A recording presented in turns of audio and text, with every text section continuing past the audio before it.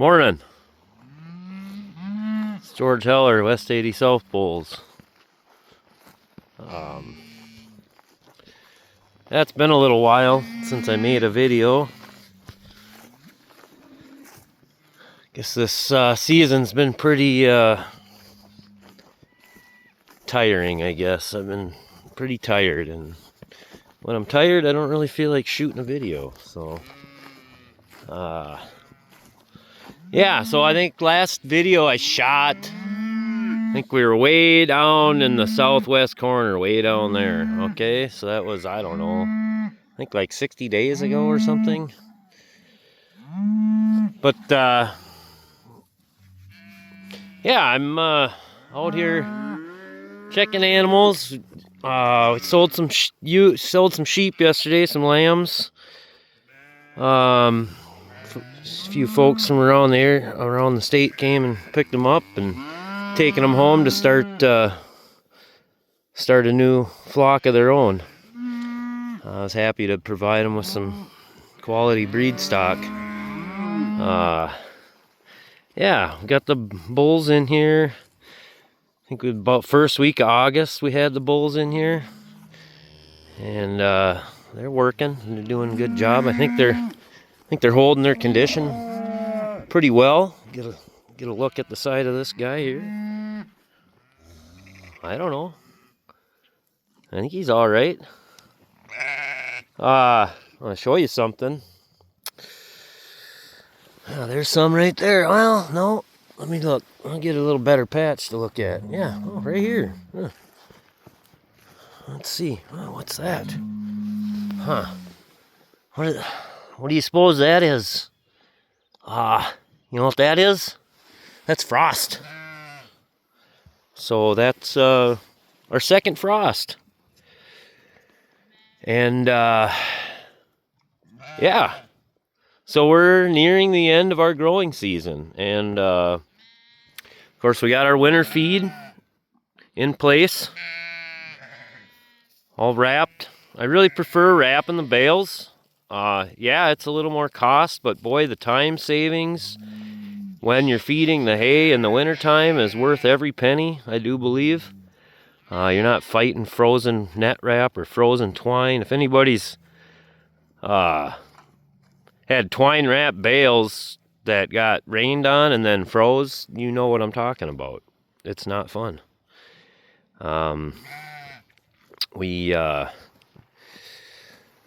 We're probably going to start feeding hay pretty soon here, because we don't really have a lot of stockpile. Not much at all. I think I got enough for one more rotation. So this would be the fourth time around this farm. So this is the fourth time they've grazed this paddock right here.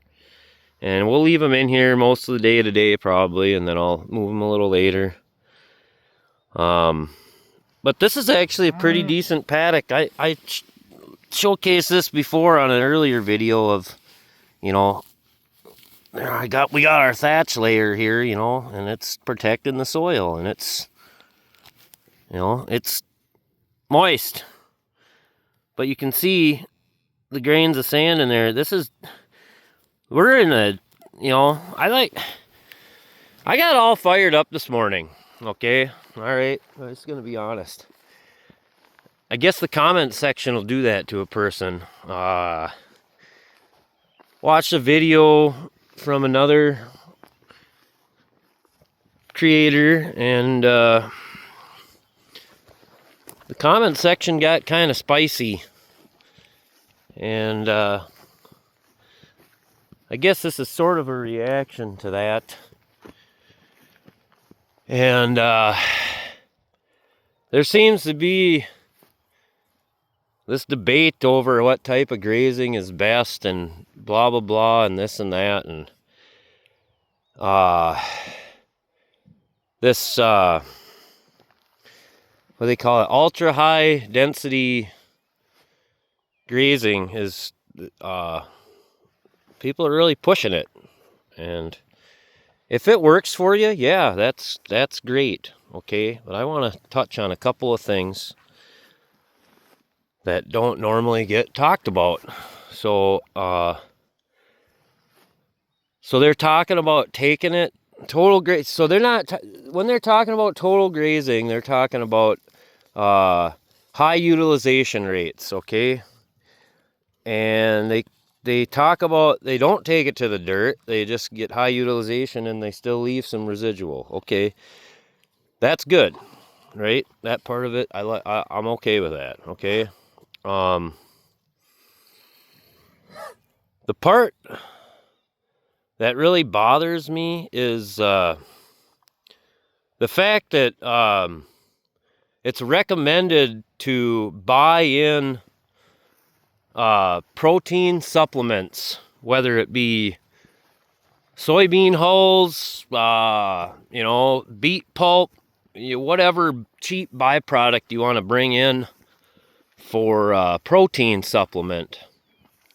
And last time I checked, anything that you bring from outside of the farm onto the farm costs money. And you need to be able to justify that expense. And I'm really having a hard time justifying the expense of supplemental protein during the growing season. I got into this type of management because of the low input system that it is. I don't want to have to spend a lot of money on daily management. I want to utilize what I have on my farm, and then I want to capitalize on that. I'm trying to build a low input, profitable enterprise here. And yes, I am buying in hay. Yes, absolutely. I'm in central Minnesota where it's 40 below zero in the middle of winter. Okay. And I just bought this farm 2 years ago, and this is the first season we've grazed it. So we need to do some improvement. Okay. Now, I could have went out, and got some chemical fertilizer and, hauled in some lime and, did a bunch of amendments to this place. But I'm choosing instead to put all my money into winter feed and management. So, the purpose of the winter feed is not to feed the cattle. It's to feed the soil and to improve the productivity of this farm. Because it needs it. I mean, this paddock looks pretty, for this farm, this paddock looks amazing. And you can see it's got a bunch of cinquefoil, foxtail, bluegrass, there's an occasional brome grass in here. It's not the best, okay? And and I'm okay with that. Why I'm okay with it is because of the condition of my animals, okay? These animals are performing like at a high level in my estimation. I'm new at this, but I think these cattle are looking pretty good. These sheep are looking pretty good. This one here, she's got, I don't know if she stepped on something or what, but she's got her outside claw on her back right foot is giving her some trouble. So, but here's her calf. When was he born? Probably in June. That's a June calf right there. I'd say he's looking pretty decent. He's got a real cool color to him, and he's big fat. Yeah, nice big stretch. That's what you like. Nice big stretch when they get up. That's a sign of a healthy animal. So that's kind of the goal, all right? And so what we're doing is we are just moving daily, and we're giving them enough so they can get you know, yeah, look, we're selectively grazing, see? All those foxtail seed heads are still there. They didn't get them. So we're just trying to collect the energy off the top of the plant. The top of the plant has the most energy in it. That cannot be debated. That's not a debate. That's a fact. So wouldn't it just make more sense to graze the most energy dense part of the plant and then move on and then let that part of the plant grow back so you could perhaps graze it again, or maybe even a third or fourth time during a growing season, and put incredible condition on your cattle and be buying no inputs. You want to know what I buy for inputs? I buy salt and I buy bicarbonate. And hey, those are my inputs. Okay? So I have a very small list of inputs that I am using. And that's intentional. I don't want to be spending a bunch of money on inputs. That's the whole reason I'm doing this. Is to be so it's affordable and profitable. Everybody says, "Oh, there's no money in cattle." Well, there is now since the price is so high, but everybody told me, "Oh, don't get into cattle. Don't get into cattle." Well, I'm not getting into it at a conventional rate. I'm going at it about a different way. Okay. So here, this is coming up probably in 3 days. Probably 5 days we'll be in here. Yeah, it's not very tall. We don't have a lot of, volume here. But look at these tips. We got all kinds of tips here. But I want to show you. You see that tip there? You see how that's brown? So this is less than 40 days and this tip is already going lignified. It's already turning woody. Okay. So, if I'm going to put them on that, okay, I need to get back around here very quickly so I can keep it vegetative. That's the other thing no one talks about, is keeping it vegetative. Yeah, you can see a lot of seed heads and everything out here. That's from that foxtail. Okay, foxtail heads out very quickly. What we have been able to do this season is to keep everything vegetative. Okay, very vegetative, like right here. So here's a spot that's starting to improve. This is some brome grass here. And look how thick that is. Look how nice that is. That's, that's way down here. Whoops, dropped the phone. Sorry about that. But right here, I mean, we've got, look at that. Look at that there, okay? That's money. Money right there. Energy is money, okay?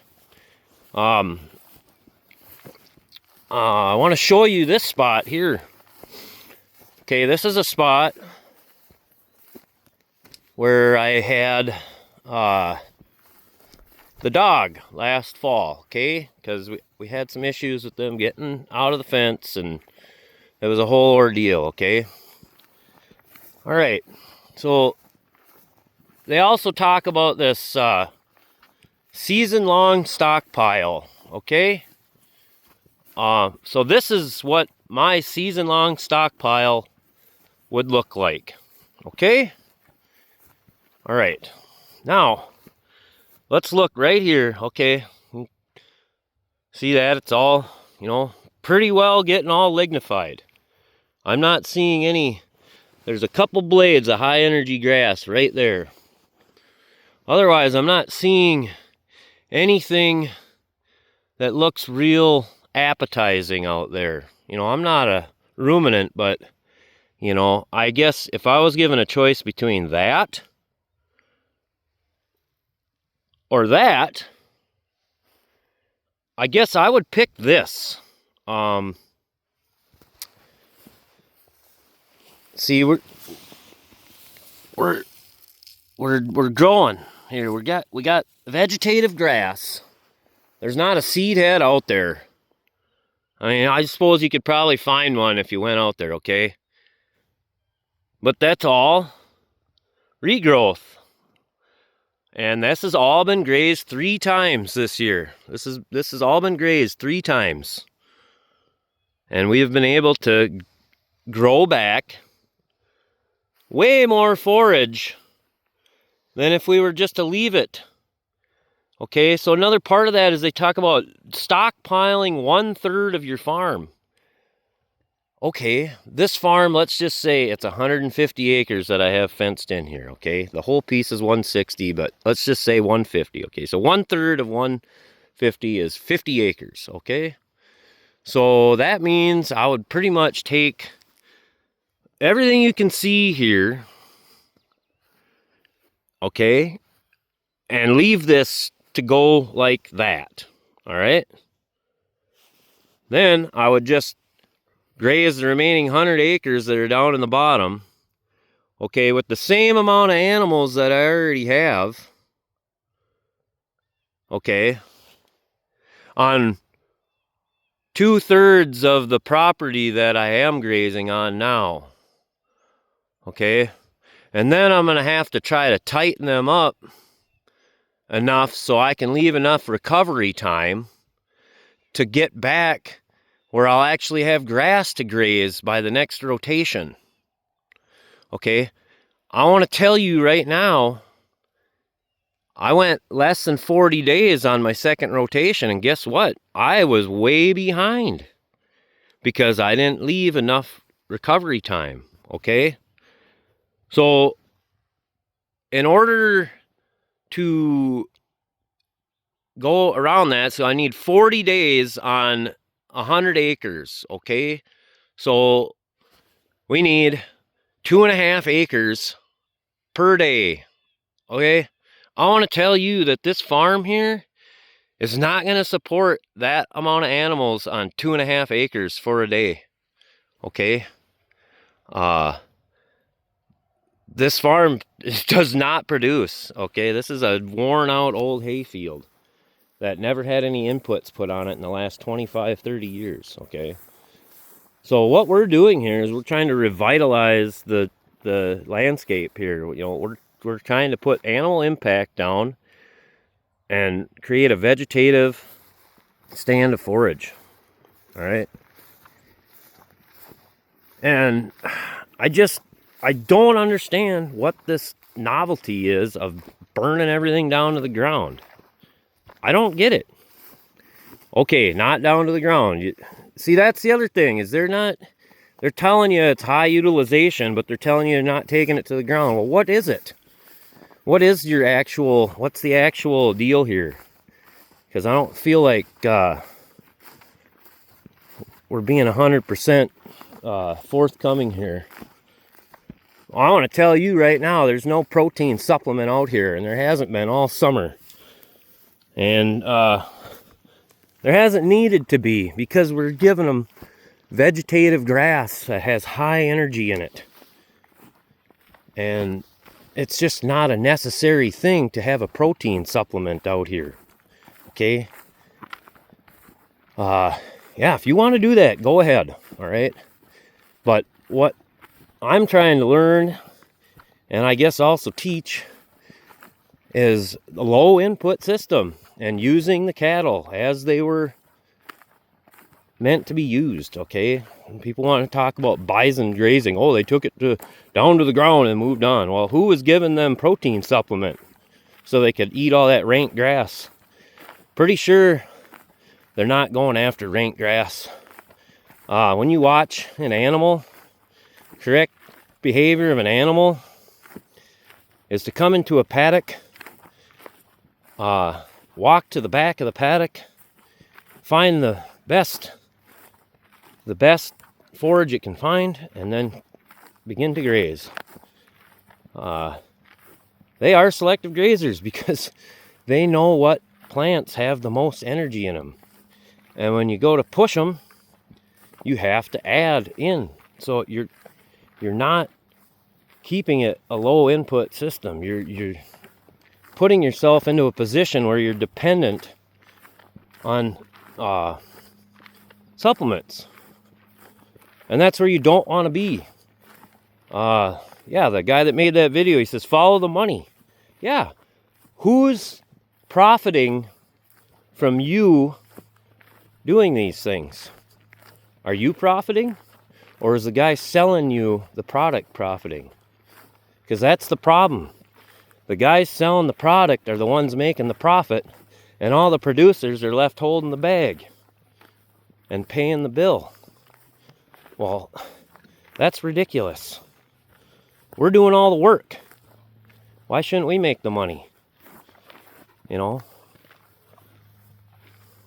Does he look like he needs a protein supplement? I don't think so. Yeah, I've seen he's got them South Pole cattle. That's not South Pole. That's the biggest animal out here. Want to see the biggest animal out here? Look at her condition. You know, let's see. Let's see her condition. Oh man, it's high maintenance animal right here. I don't know. What do you think? Yeah, I am fired up, ain't I? But, you know, let's just be real. Let's just be real about it. Let's just be real about it, okay? There's no way I'm going to stockpile a third of my farm and still be able to even do anything. Like, I just don't understand. There's no way I'm running this many animals. I got like 70 animal units out here, okay? I think our county average is 2 acres per unit. Well, I'm sitting at, you know, running 70 units on 160. That's just over 2 acres per unit. And I could add more. I could, when the grass starts growing better, I'll add more animals. We're building an engine here. And then we're going to take this engine and we're going to use it to improve our pastures, okay? Because this place is junk. You want to go take a look at some other grazing operations around this area. They got 10 times better forage than I've got. Okay. So, yeah. So I guess what I'm saying is we need to start telling everything that's going on out here. And not hiding anything, okay? We got to tell the whole story about what we're doing, how we're doing it, and why we're doing it. Okay, so, I don't know. Kind of a rant today.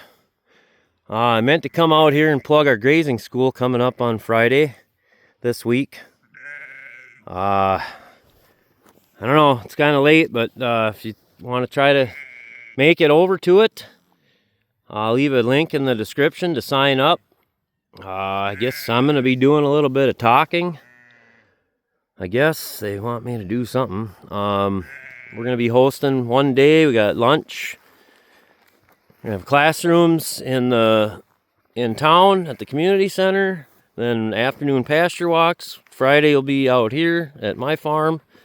Saturday will be at a neighbor's farm up the road. We've got a few things going on. We got a couple speakers coming in. Yeah, it's gonna be a pretty good event. So if anybody is interested, or if is still watching, or got not sick of me ranting, should come on and check it out.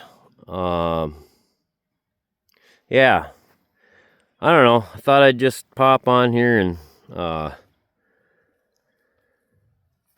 do some talking, I guess. I don't know. Been silent for a while, so I figured I'd see what's going on. But